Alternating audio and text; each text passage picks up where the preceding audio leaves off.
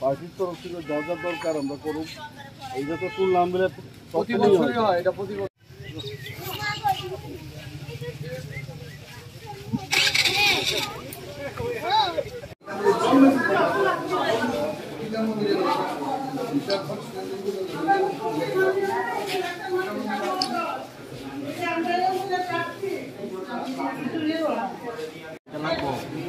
সব ব্যবস্থা করুন, আমরা তরফ থেকে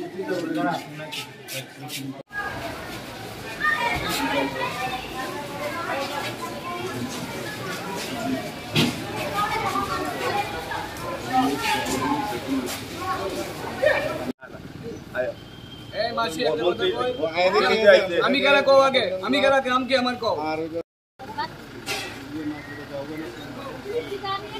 শোনো, একজন লোক লেখা এর মধ্যে তো এই কয়েক বছরের মধ্যে এত দূর বৃষ্টি নাও তো হয়েছে একদম অতিরিক্ত।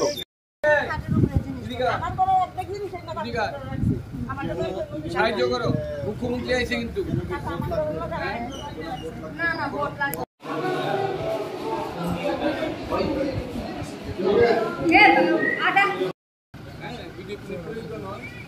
সমস্ত হোয়াটসঅ্যাপ করে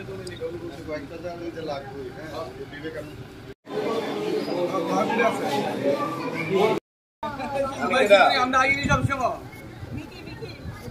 বিকি তোমরা কে দেখ কোন সময় নাই আমরা মুখ্যমন্ত্রী জল যেমন উঠছে তোমরা অসুবিধা হইতেছে, মুখ্যমন্ত্রী নিজে আইছে। কোন সময় 25 বছর তো আছিল, 25 বছর ওই বাংলা আছিল। আমরা বুঝাচ্ছি সাধারণ মানুষের লিগা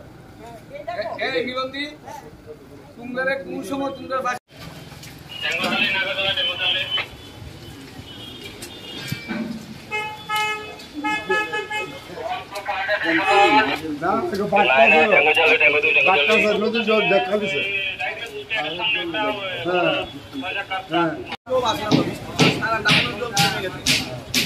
আমাদের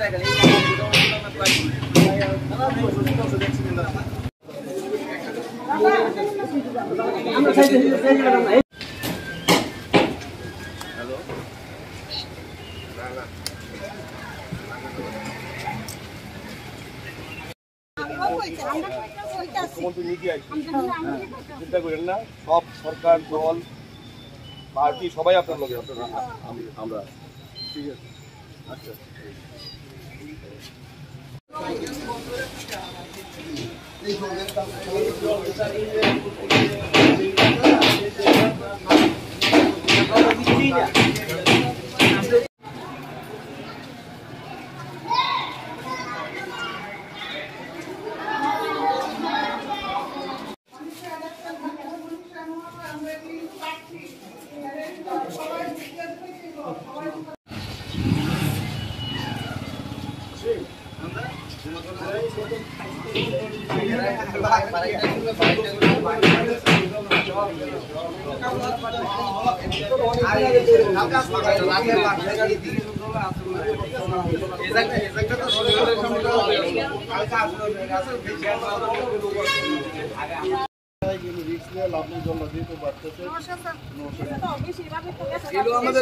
আমি গেছি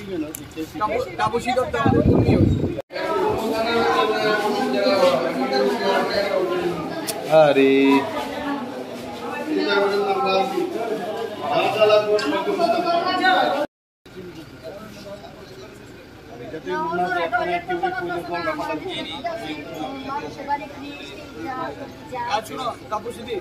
तुम्हारे मिलून दी तुम्हारे मुक्ति है वो याद